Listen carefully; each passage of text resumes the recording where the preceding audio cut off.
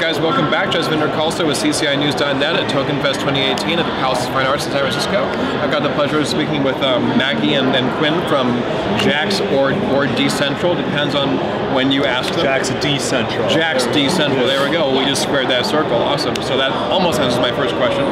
So tell me a little about what you guys do and your platform, and we'll sort of go from there. We'll get pretty granular, but let's start at the high level, shall we? Sure, sounds good. So, Jaxx is our main ship product. Decentral is a company. So what we're trying to do is we want to bring blockchain to the mass. If you think about Jaxx, it's really a platform for bridging the different chains. So we're a cryptocurrency wallet. We currently have 700,000 monthly active users. So those are the people that have engaged with us over the last months. If you look at number of downloads, it's way higher than that. And this is without any marketing, without any sales. So, you know, we've been spending, so Jaxx was founded January 1st, 2014. Over the last about 4 years, yeah, we're really like a dinosaur in the crypto space. Over the last 4 years, it's really about the backend work. And right now we're like, hey, our backend is ready. We're about to hit that curve in a hockey stick curve, and that is why we're here. This is actually the first time we have a booth at a conference. TokenFest. Amazing, fantastic. Well, welcome. Right. Yeah, Lovely to meet you guys. Absolutely, awesome. So I guess talk to me about that evolution over such a long time span. I mean, like the companies that are all over this event and other events. I mean, it's like I remember hearing the number 2014 in the context of crypto is not common. I think we can agree. I mean, what have you? Not to make you sort of go over like the brief history of time in crypto, but I mean these changes over the last several years. I mean, it's picked up so much, so suddenly. What has that been like for you guys? Yeah, so our founder Anthony Diorio has been a person involved in the Toronto blockchain space for quite a while. He was, what's the association in Canada that he helped? Blockchain Canada Alliance. Blockchain Canada Alliance. So very early on, community organizing events around decentralized technology. When he first read about Bitcoin, he got it right away and realized this is going to be the next big thing. This is going to be something that's bigger than the internet. And then realized that also the wallet is kind of the center of that ecosystem. It's kind of the center. It's going to be the browser, as we put it. And what we try to say is that we're trying to give people the keys to their digital lives or their digital future too. Yeah. And so with our private key system, which people call it a wallet nowadays, we've also built up incredible partnerships with people that can leverage our private key system and our wallet to be able to transact, accept and send Bitcoin, other cryptocurrencies. We were pioneers when it came to HD wallets as well. Yep. And also community too. We realize in a decentralized, kind of anonymous world that's really global, it's relationships that matter, which is really counterintuitive. And our founder's been a big lead in that, and I think we're here to kind of say that we're opening up and that the team's starting to build more relationships as well. Could I add on to what my colleague is saying? Yeah, absolutely. Okay, all right. So like when Quinn was talking about the non-custodian aspect of the wallet, that really is the cool part of the wallet. So a lot of the exchanges and wallet right now, they hold on to the user's funds. Right. Whereas with Jaxx, you actually have your own private key. So what that means is if you take your pub address, which is your public address, with your private key, you can go on my Ether wallet, you have all your funds there. It's not locked up in a Jaxx wallet. Jaxx wallet is just one interface that allows you to do it. So we're like one of the few non-custodian wallets in the space, and that's what separates us from other coins. Wow, okay. And then also Anthony Diorio is the co-founder of Ethereum. So he started working on the wallet space, and then he found Ethereum, and then now he's like, hey, you know what, Ethereum is just one coin. We want to support everyone in this space. Right. That's why we have this ecosystem right now. So you probably also know Stefan Stefan 12 from, because I know him since the Blockchain Expo in November of last year. Oh, okay. With the Slockit program that he's got going on now. But I mean, that was just me free associating. But so I like this idea of, it's sort of like it's a wallet, but it's sort of like you have a localized sort of hub for all the currencies, but it's also cross-platform, like you're saying. Like I guess non-custodial is really the way to think about that. I haven't really seen that before. So in terms of how you guys have sort of, because this space sort of changes so quickly. What would you say that has been the biggest challenge to sort of, I mean, since 2014 until now? I mean, you know, what have been the biggest sort of upsets in the industry that has sort of set you guys not back on your heels? I don't want to even sort of suggest that, but in terms of the most, I would say the most involved sorts of things like that you've had to adapt to. Yeah. That's a really interesting question. So I would see it from two aspects. Okay. The legal regulatory aspect, and then the technology to development aspect.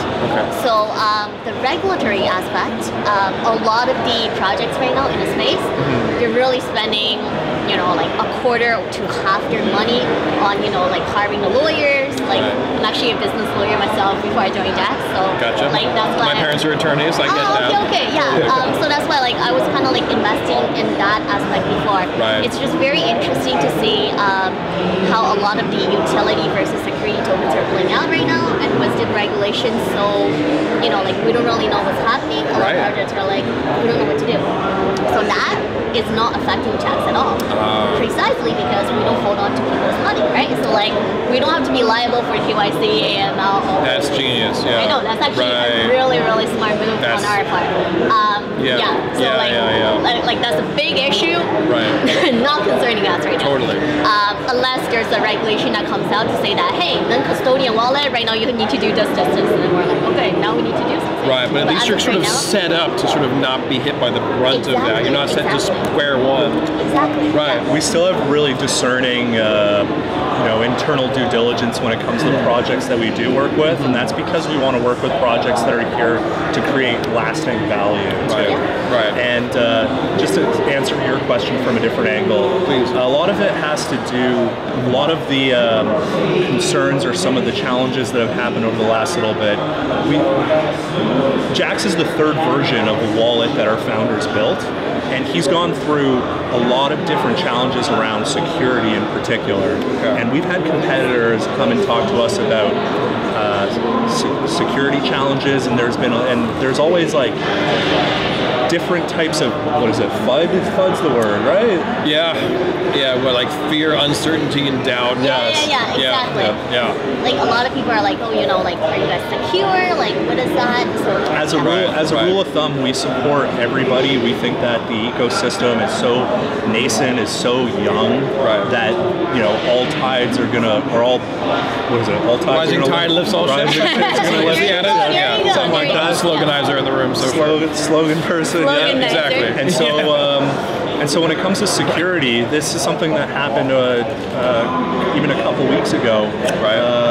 There was a press release about Jaxx security challenges, and it really comes down to knowing the use case. Within all of our disclaimers, it's the fact that we are a hot wallet. You have to know the use case.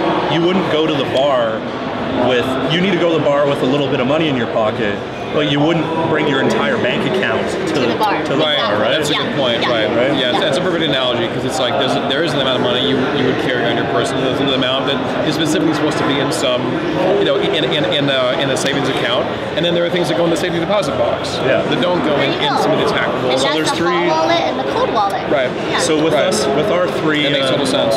Yeah. With our three, there's three things when it comes to security and also the functionality of the wallet. There's functionality, there's portability, and then there's security. As a hot wallet, we look at those three and we say that it's important for us to be across 6 different platforms. We're on iOS, Android, OS, Windows, Linux, and Chrome extension. And then and you're all the same experience, so everything is synced. Well, that's fantastic. Yeah, which is like very easy for the user to use. Yeah, because it is not true at all companies. Exactly, that's like I need to tell you that. But And so the compromise when it comes to security as a hot wallet is since you own your private keys, you're responsible for being your custodian for that. Right. And so what that means is you absolutely have to make sure your device is okay. So there's never going to be a system-wide challenge. I wouldn't say never, but sure. With the way things are now, it doesn't make sense. With the ways that we're designed your private keys are generated on your device, so that means your Jaxx wallet is only as secure as your device is. Right. So like if someone hacks your phone or someone knows your PIN and they hack into your wallet, it's like a lot of people are now like, okay, you know, your wallet is not secure precisely for this reason. And we're like, hey, you know, your ledger is really secure, but how easy is it to go into your ledger, right? Well, and the question is, can you make everything secure at all times and in all places and still have access? That's true. And still have functionality and still have some efficiency, right? Because, you know, I think just about every day I get a text saying your Facebook password reset code is, because some asshole is trying to hack my Facebook. Yeah. But it's not like someone is literally reaching their pocket into my pocket from my phone several times a day. So if you really think about it, yeah, in many cases the device is more secure than the actual than the ledger, let's say, with these other systems, right? So you know, so the server can be accessed through many points of entry. This is one point of entry. Right? Yep. So I get that. It's like you can't have 100% security in anything. And like it's always a balance, right? Between the security and the usability. So as a hot wallet, you know, we really want to make the user like as comfortable with using the wallet as possible. Right. So it's like, okay, like security is our top of mind. We actually hired someone from IBM. He's like the security guy there, and we're like, hey, you know, come join us. Be our chief security officer. Because like so yeah, I'm glad that Quinn brought up that issue. Like that's a good issue to discuss. Absolutely. Well, I hope everyone's all right up there. Yeah, whatever's going on up there. Whatever it is. I don't really know what's going on there. I feel like someone just That's how you know this is not in a studio, right? This is actually at an event. We're in the wild. Totally. Yeah. There's someone who's even seen my tiger off camera. It was amazing. So, what is the biggest misconception, the most frustrating misconception about cryptocurrencies or wallets, but just kind of crypto broadly? I mean, there's a real. I mean, they just had a last week tonight some monologue about cryptocurrency and blockchain, for example. I'm not going to reference that, assuming that everyone's seen it, but it's more like, what is the most frustrating misconception about cryptocurrencies right now for you guys? Because I think it's really about what the developers know, what the public knows, and we're all working to close that gap. We're all working to meet in the middle. Okay. You know, but there's a lot of misunderstanding, misinformation. You know, sort of. Where's your kind of read on that? Okay. I'll start. Okay. So for me, a big misconception that a lot of my friends, I would say 90% of my friends have about cryptocurrency is that this is the be-all and end-all. Crypto is the way to go. Right. It might be a bubble. It might be hype. Like that's what crypto is. And what I'm trying to explain to them is that crypto is only the tip of the iceberg. It's really about what's underneath, which is this technology. And what blockchain really is, it's an open ledger. It allows people to trust each other without really knowing each other. Like that's what I see blockchain is. So I really like Token Fest. I've spoken to a lot of interesting people. Great. One of the lady that I spoke to, she does consulting for enterprises. So I was asking her, I'm like, hey, you know, where do you see as like use case scenario versus like not very good use case scenario for an enterprise to adopt blockchain? Right. And her explanation is, when you have other people outside of your company that requires trust, blockchain is a good app to use. Absolutely. Makes perfect sense. Exactly. I'm like, that is, to me, that's like a really good way to explain what this technology is. Right. It's not just like, you know, Bitcoin or Ethereum or another cryptocurrency to make you rich.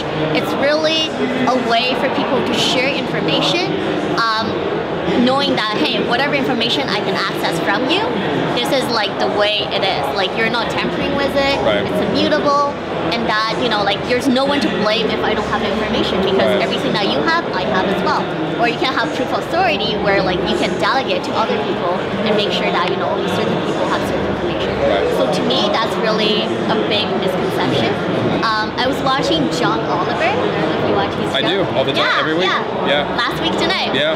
So he has an entire episode, like 30 minutes long, on cryptocurrency. Yeah, I just saw that, And like, I love that show. So yeah, me too. I would suggest, like, Big fan. Big fan. I would suggest anyone that hasn't watched that show, like, YouTube it. We'll John attach a link Oliver. when we post this. Here you go. Yeah, definitely. And that's a good way to learn about it. Yeah, well, I mean, what the guy said about blockchain is, the best one-liner from that episode was, hacking the blockchain is like turning a chicken McNugget into a chicken. I thought that was fantastic. So I think we're almost out of time, guys. I hate to cut it short, but I guess what I'll end with is, what is the most exciting thing happening in blockchain that no one knows about? I think just to tie in your second last question, this question is really important, is how much it's being humanized now. I think that for a really long time that this is a very intensive technology. There's a huge skills gap in blockchain developers, but there needs to be that human element, and that's what it's all about. There's this zeitgeist, or this like general feeling in the world at large right now of people losing control. A lot of people feel like they're losing control, and the promise of blockchain in the way that we talk to people trying to bring them into our industry has to be around empowerment and being able to give people opportunity to take what's theirs and control their own freedom without having to have someone give it to themselves. Having that, like, I can prove that I own this. I can prove that I have access to this service. And whether it's regarding the unbanked that are now getting access to the internet before they get citizenship papers or government records or financial services, there's a lot of opportunity beyond borders, and that's not even just in the developing world. That's in the developed world too. Absolutely. Like, and even just the knowledge of knowing that, hey, this data belongs to me. It can belong to me. Like all your medical data, all your browsing history, all your Facebook, like everything, like. Right now, Google owns it, Facebook owns it, like we don't own it. An individual doesn't know that. We're allowed to own it, and we can actually monetize from our own data instead of these parties like just monopolizing from our data, right? So that's why we're really happy to be here too, because it's not just, and like I think I said at the beginning of the conversation, in like a decentralized world, it's the human connection that's important too. I think, and relationships are good. I can't think of a better note to end it on, guys. Thank you so much for your time. Thank you. It's really been a pleasure. All right. Thanks so much. Thanks, Jaxx. Appreciate you. Thanks, guys.